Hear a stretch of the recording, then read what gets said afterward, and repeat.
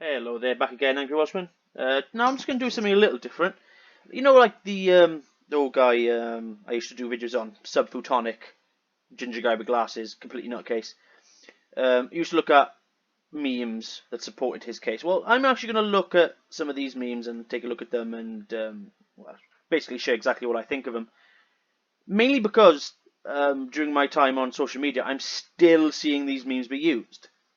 And the fact that they are either completely incorrect, completely irrelevant, and actually are incredibly deceitful in terms of the actual information that they're trying to possess. And just I'm going to have a little throw out here again.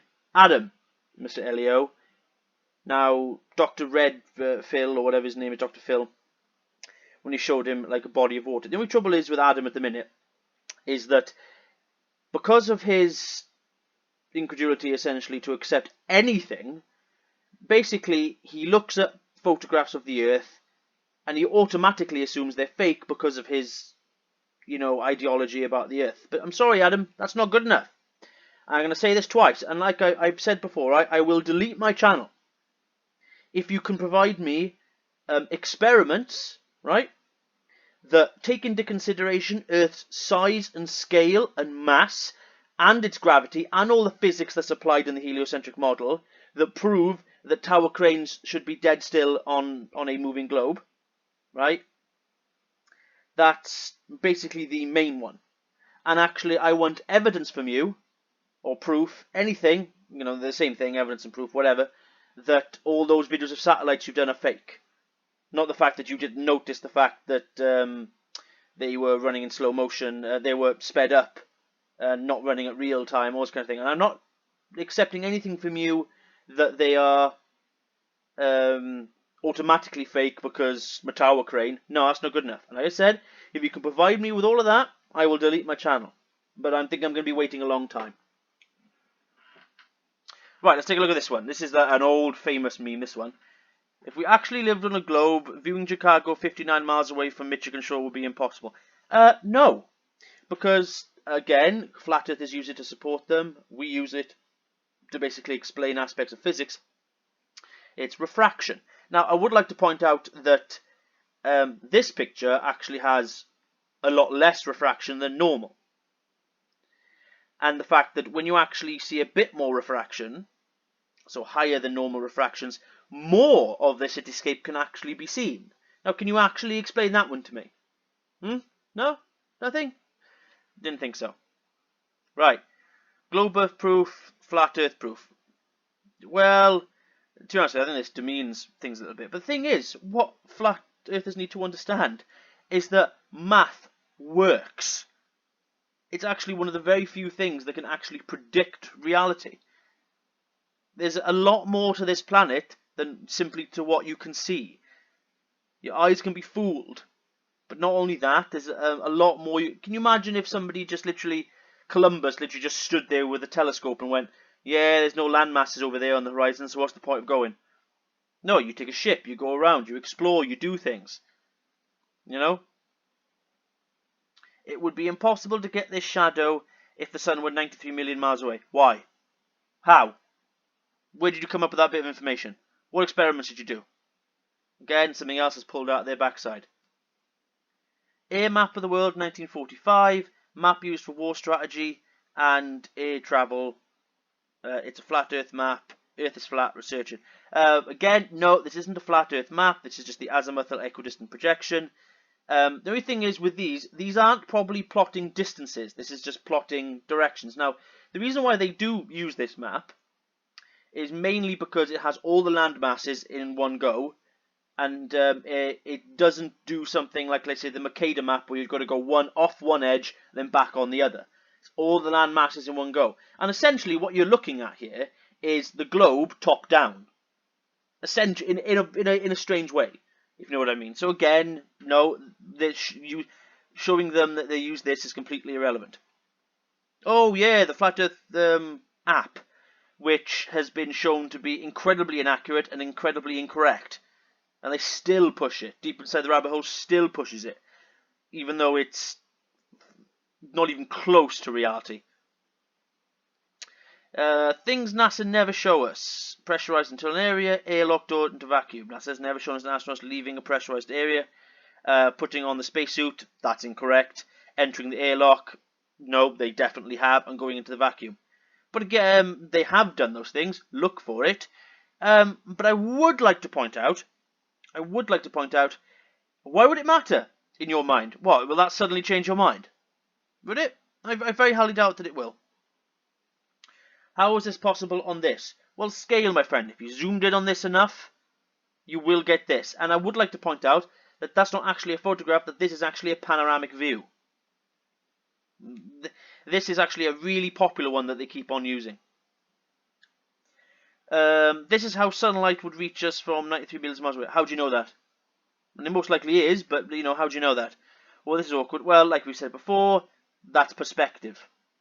That's just what it is. It's perspective. That's how the light rays appear. All these light rays are indeed actually parallel to one another. Why the moon and stars look in the opposite direction? Observer 1, observer 2. Well, actually no, because you've actually, again, your actual own illustration here actually debunks your point. Because you'd actually see a completely different side of it. If that was actually the case. The moon and star stream seem like they would spin in opposite directions, just like observer 2. No, that's completely incorrect. And then I would like to point out again on this map how the southern star trails possible. They're not. I'm no astrophysicist, even though it doesn't need an astrophysicist to figure this out. Someone explain to me how combustion. No, the combustion has already happened inside the combustion chamber. And whatever's lit up here, it's already lit up because it was already engulfed in flames. Like, eventually this will go out. Like I said, the combustion has already happened inside the combustion chamber. The clue's in the name. Good grief. Red Bull's fake space jump. Even though we saw it all live on television, but never mind. Felix Baumgartner supposedly ascended over 23 miles, which took him 2.5 hours. He launched from New Mexico and landed in New Mexico, 55 miles away. Did the Earth get to spin? No, the Earth doesn't. First of all, it takes... Let me just put it this way. The Earth rotates once every 24 hours. Right? So basically in 2 hours, you would have rotated about, what, 30 degrees. That's it. But also, Earth's atmosphere, I know there's not much where he is, but he's not that high. Right? Essentially, Earth's atmosphere rotates with him. And the thing is, as you're ascending, you're still rotating with the Earth as you do so. That's another concept that flat earthers still don't really seem to understand. There's no real picture of Bigfoot. Well, that's actually a picture. That technically is a real picture of Bigfoot. Technically speaking. There's no real picture of the globe Earth. That's completely incorrect, and they keep on using the Blue Marble Project from 2001-2002. There are plenty of real photographs of the Earth. Just find them, please. This one again, the only reason why I put this one up is mainly due to the fact that, well, sometimes I think they can't be serious, but honestly, I have seen people use this map and stuff like this on a regular occasion. You know, the sun is close, again, crepuscular rays, and I would like to point out,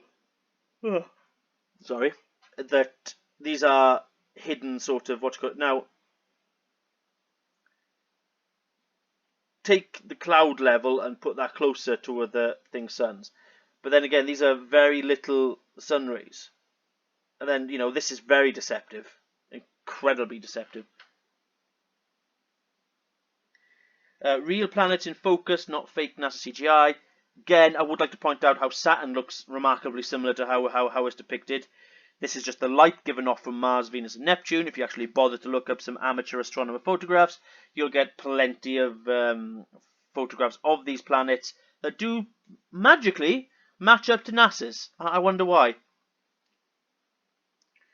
Yeah, that's because the light of the planet is shining through Earth's atmosphere, which I put out is actually full of moisture, full of air, water, so on and so forth. This is just the turbulence of Earth's atmosphere. I'm done. The globe. Now this is just complete rubbish. This is the foundation for evolution. Not particularly. The Big Bang, atheism, not really, no. Alien seeding? I'm sorry, what? Paganism? I would like to point out that paganism predates Christianity and any other religion by a fair bit. So, I don't know what the hell they're talking about. Described in the Bible? Nope. Validates the Bible? No, it doesn't. Scientifically proven? No, it hasn't. Point to God alone as sole creator? How? It doesn't. Blow Satan deception wide open.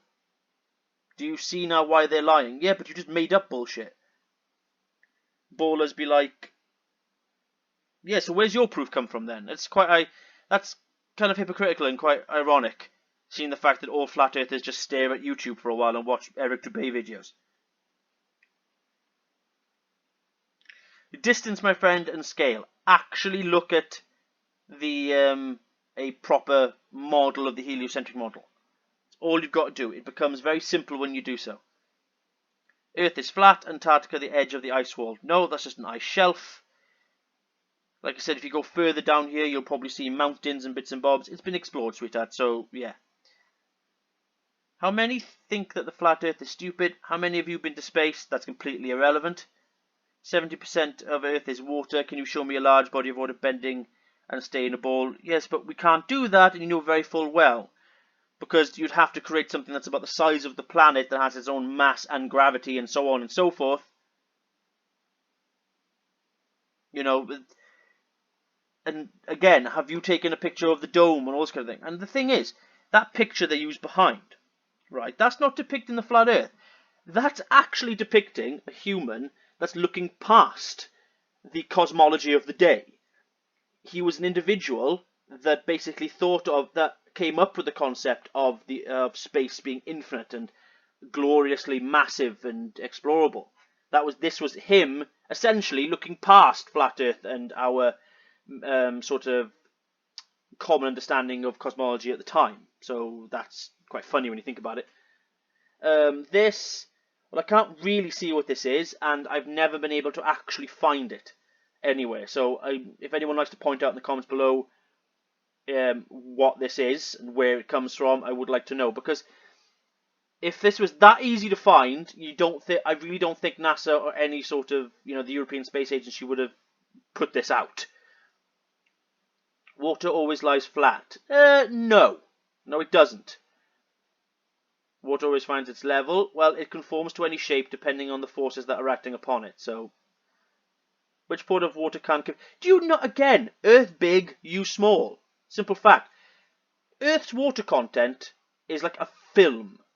It seems like a massive amount of water at our scale because we're tiny. But if you took, like, let's say a globe that's about, let's say, a foot wide, right? A desk globe that's about a foot wide. The amount of water that's actually on Earth would basically be about enough to basically fill a teaspoon. That's essentially it. It's a film over water, but it looks a hell of a lot due to our scale. That's about it. Satan's globe Earth lie. Again, this is all made up bullshit. And like this, again, this model always makes me laugh. Because how is the light not getting here, but somehow going down there? They don't think that through, do they? Deepest hole ever dug. I love this one. So how did you figure this out? There's more than one way to figure this stuff out, for goodness sake. It's about P waves and S waves. Bouncing off each other and bouncing off materials. Using those S waves, they can actually determine the depth of certain things, what materials they're made out of, so on and so forth. Whether it's lava, whether it's rock, whether it's diamond, so, whatever. Yes, it is. They're both Neptunes. Again, the cherry pickness to actually find some Google images, but some of these are actually legitimate photographs. How big is it? Again, this is the one I keep on being shown. Doesn't matter how many times you explain them to people. These, again, this is probably another Blue Marble, because I think they did do another one, a Blue Marble project later on in the year. This was one that was taken by, this is a composite taken by scans from a low orbiting satellite, which is why they look like that. Well, this cartoon world, it is dark in Tokyo. I think, again, it's, if you look at all this, if you actually go further out, or you zoom further out, because they weren't that far away when they took this, I don't believe. They're probably halfway to the moon or something like that. I could be completely wrong, but hey. If you just went further on, because you can understand how much of, most of Europe and London would actually still be lit at this point. And then if you go further over here, this is probably most of Asia that's actually still light. So, you know, again, that's talking out their butt, that is. Earth was spinning, this guy could sit here, but no, Earth's atmosphere rotates with the Earth. Again, this is something I still see being shown. Who would win? 3,000 NASA scientists, 20-minute flat Earth video. I would guess the NASA scientists, to be honest, because they actually understand what the hell they're talking about. What you see, what you believe. Yeah, at a much greater scale, you cretin. And I love this one. Yeah, I'm just putting here for what you call it, because it's Jeranism's face that amuses me the most. Because essentially, he got the observation that he just said that if we see it that way, that essentially proves that the Earth's a globe. And he got it and couldn't accept it. And I would like to point out now that Globebusters, his channel, is completely fucking gone. All of Jeranism's videos on his channel are gone. So I have no idea what's happening there. I think he's trying to distance himself from Flat Earth mostly. Seeing the fact that Bob from Globebusters, you know, did the 15-degree-per-hour drift thing, and he's completely lost his mind. According to the globe theory, everything that's round is a sphere. No, that's not, no. And again, this is completely irrelevant. But even though we can clearly tell by looking at the moon that it is a sphere, and looking at everything else, because what else would they be?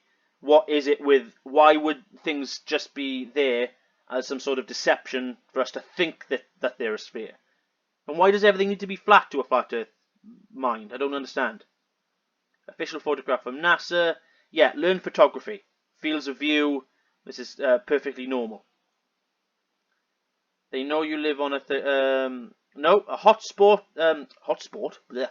A hot spot of sunlight indicating a light source closer than 93 miles away. No, it doesn't. That is a concept that they've literally pulled out of nowhere, and I've still got no explanation for it. Again, I can't find any proof that backs up that claim. Again, this is, I've seen water flows to its lowest point. Yes, which would be to the center of the planet, you bell. Good grief. To the center of mass. Again, this is them clearly not understanding gravity whatsoever. This is Jeranism's famous one. But the thing is, the bird is creating energy. Because he's to escape Earth's gravity, essentially. As I say, Earth's gravity is not that strong. Now, the thing is, the water has no energy. The water only flies upwards when it's given energy, which creates waves. Then it goes back down again when it loses energy. Now, the bird is continuously having to flap to create energy. What happens, you know, what happens, Eric Dubay, when the bird stops flapping? Yeah, it might glide a little bit for a while, but then eventually will fall unless it flaps again. Again, this is the same sort of thing. Sorry that it's so small. Good grief. It's learn photography and fields of view and all this kind of stuff.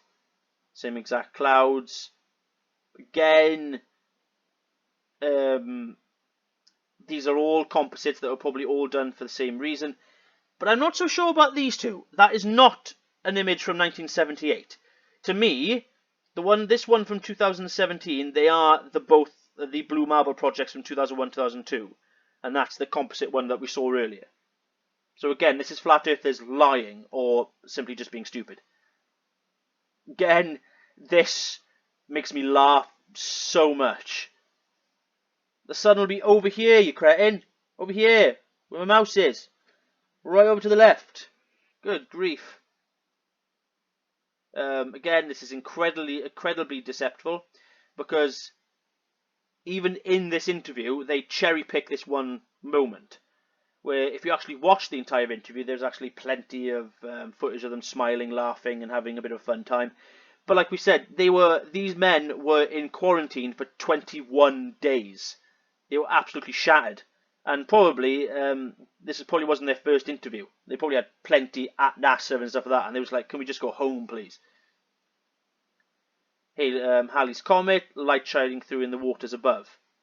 That's light shining through the oceans, but never mind. So again, are you suggesting that's just a light bulb that's shining through... What? Good grief. NASA claims they went to the moon in this. If you zoom in, you can see the foil tape and curtain rods. Again, well, engineering can be deceptive. These curtain rods, especially today, if you pick up like a piece of carbon fiber, you know what I mean? These things are, and like I said, this isn't structural. This is my point. They don't bother to look. This is not structural. This is all thermal coverings. It wasn't designed to be pretty or tidy. It was designed to be functional and to basically maximize thermal dissipation, essentially. Again, this is the famous one. I still see this make its rounds, and it's astonishing. This isn't the famous blue marble shot from Apollo 17. That was from 1972.